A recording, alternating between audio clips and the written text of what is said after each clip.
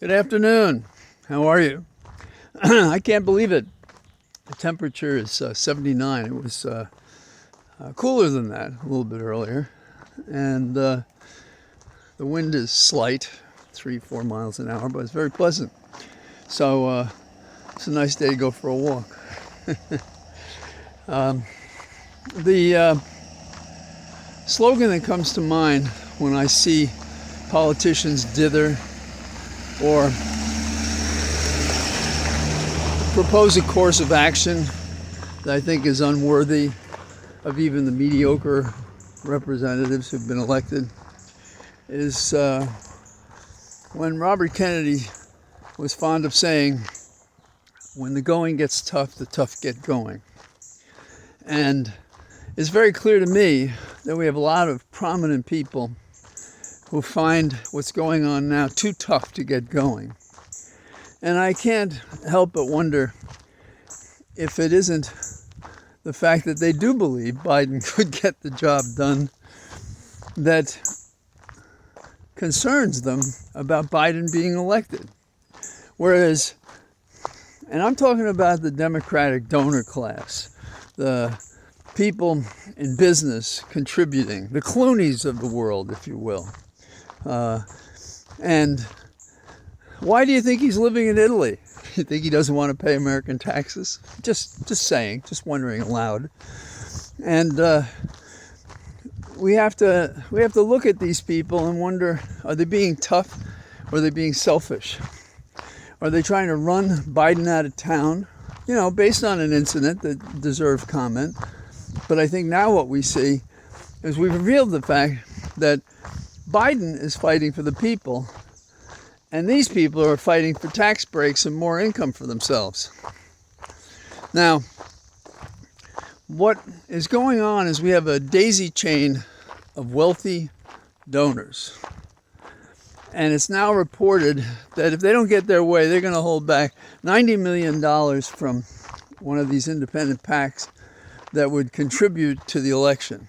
Well, what does that sound like? They sound like the Democratic version of the Republicans. We're not going to give you the money to run. What do you think of that? Well, we're going to raise it from everybody else in America. You can go pound sand. Telling us that we have to put up with you guys, whatever you want, including perhaps choosing someone who doesn't have enough runway, however qualified they may be otherwise, to run for the presidency and expect they could do better than Biden at this late date. And there's already rumbles among Republicans that if we change things, they'll sue us based on that. But I think they don't want Biden to be the nominee. I think they see how dangerous he is. And the polls I look at, as opposed to the ones that are selected by the Biden naysayers, indicate that there's a turn, a very slight turn, fractions of a point and a point in races. And I think the congealed public view that is only occasionally caught in our polls accurately is showing that the staticism born of uncertainty as to what was going to happen is loosening up. Now, I'm hoping that the strength and vector of the public's opinion is pointing toward Biden. And I believe that it is. And I believe that it should. And I've always thought it was logical that it would. And there are a lot of people, myself included, that as long as Biden has a heartbeat, he's better than the demon who would become a dictator in America. It's not permitted. So I think that Biden's program for taxes is too aggressive a tax for the Democratic donors. And so they want someone they can trust going forward. Well, I don't think I don't think that's Harris either. I think she's pretty strong about these things. And she has shown herself by instinct, decision, and loyalty to stand with Biden as a partner.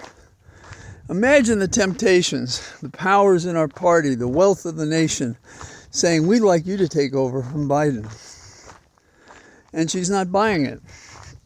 And I think that she's learned as a woman, as a person of color, as a prosecutor and a fighter, that she has to look very warily at people that are proposing that she jump ship or start running herself. I haven't heard anybody say that to her, and they're probably smart enough not to say it in front of her until they think that it'll work.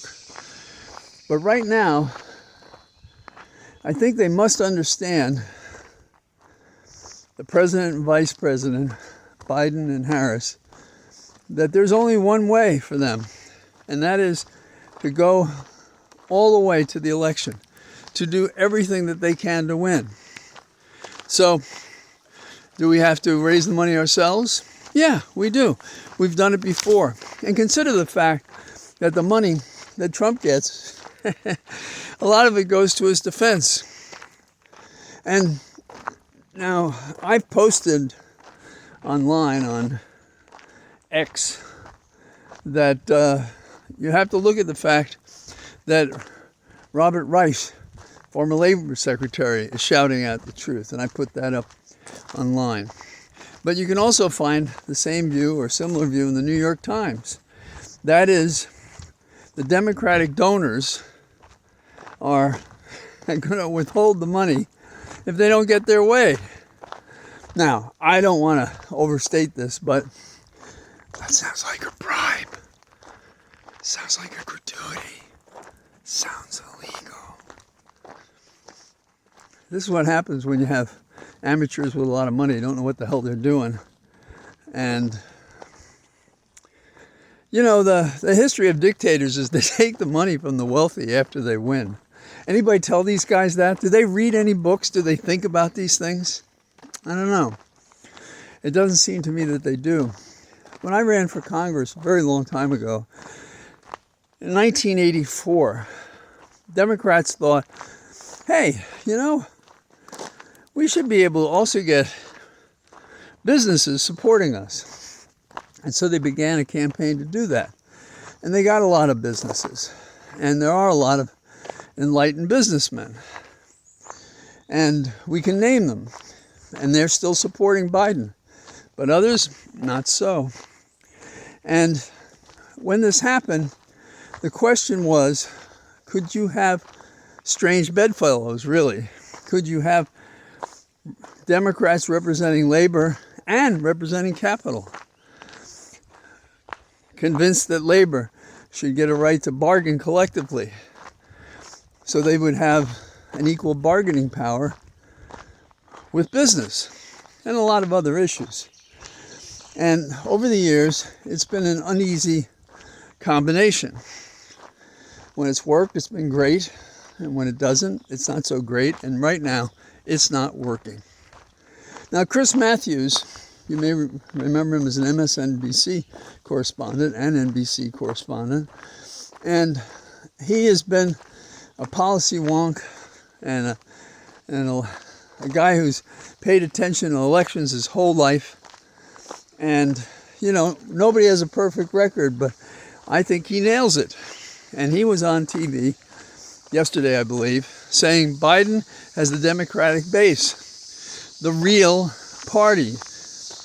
And he further said, watch out, because you donors are going to come a cropper when in October you see how the election is unfolding. And they won't be at the table. Now, I think the R's want us to jump because they still believe, and if you look at the polls, it's very interesting.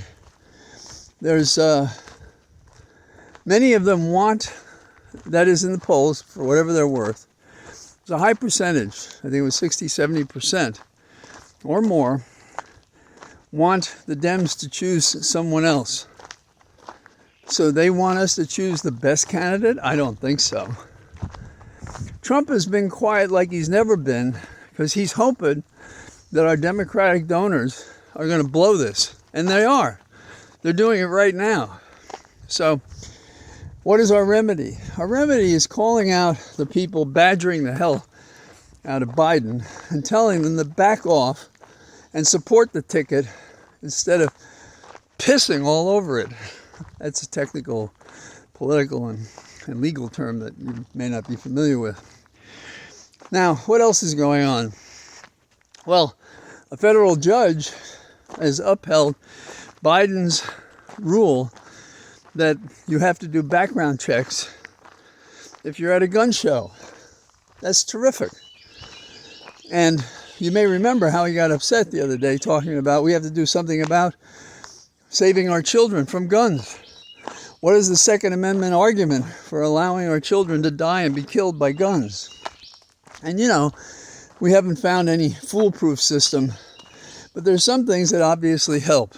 And whether it's at the margins or broader than that, we should be doing that. Now, another thing that we should think about is Trump's lawyer, Rudy Giuliani.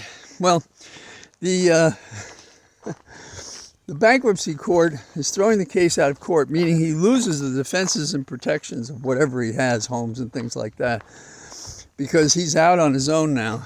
And now they will gather like carrion and eat the flesh off his bones. And you know what? He deserves it. Because if he'd been honest with the bankruptcy court, he would have protection and he would be treated better. My partner is an expert bankruptcy attorney, among other things. And I just, he probably had lawyers telling him what to do, but they're not listening. And then we can't ignore the fact that Trump, rather than be sentenced, put in a motion saying, oh, you know, you brag and you guys, we can throw this case out now because what the Supreme Court said about my immunity. Well, I think this is a question of justice delayed, but I don't think it's going to be denied. I think what the court's going to do is be very deliberate because he knows these guys are going to try to sell it every place else in the court system. And I think what he's going to do is listen carefully, distinguish the points, find that they are or are not covered, and that they do or don't matter. Often when there's a constitutional claim, a court will acknowledge if there is one, and I'm not saying there is one, I don't think there is one here, but put that aside. The next question is, did it matter? And when you ask the question, did it matter? The question is, was the rest of the case so overwhelming? And the answer is, you bet. You bet. Also, he was a private citizen for all the significant elements of the crime. There's no lawful act involved at any point because he had not ever been president. So I think that's how it's all going to come down on that point. Now, some may feel they're a little lost in this sense. How can I possibly be saying the Democratic donors are selling us out, basically? Well, just imagine, as we weren't there, what it was like in Germany and Italy before the Great War, World War II. And how many industries supported the Nazis in Germany? And what happened to them after power was taken?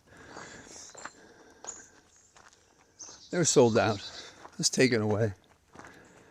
And you have to wonder how people can spend any time with Trump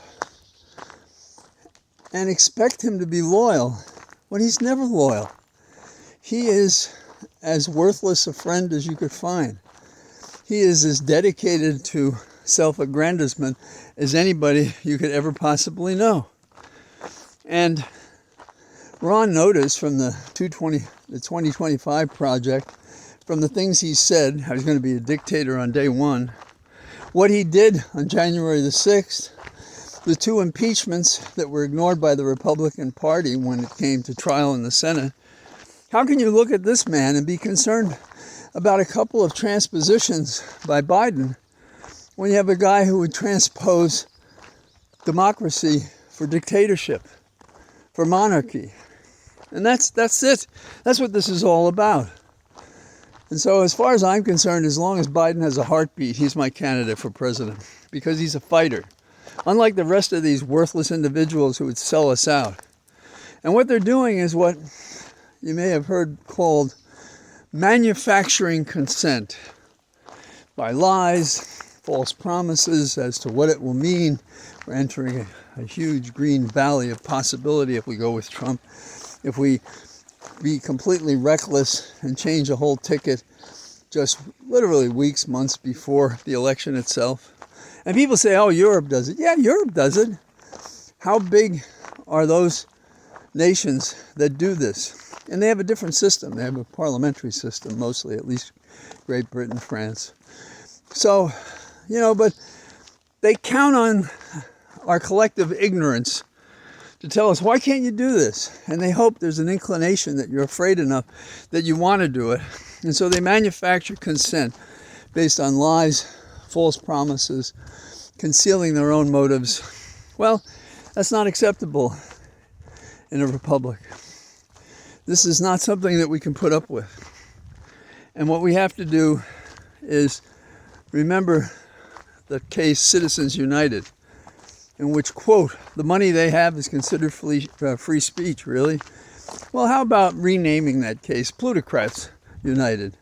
Because they spend the money, Republican or Democrat, to get to their bottom line, and the public be damned. And that is not what we're going to do this year. This year, we have to spend dimes, nickels, dollars, sawbucks to get the money that these Democratic patrons are withholding to win the election. Let's do it. Let's do it. And once and for all, consign Trump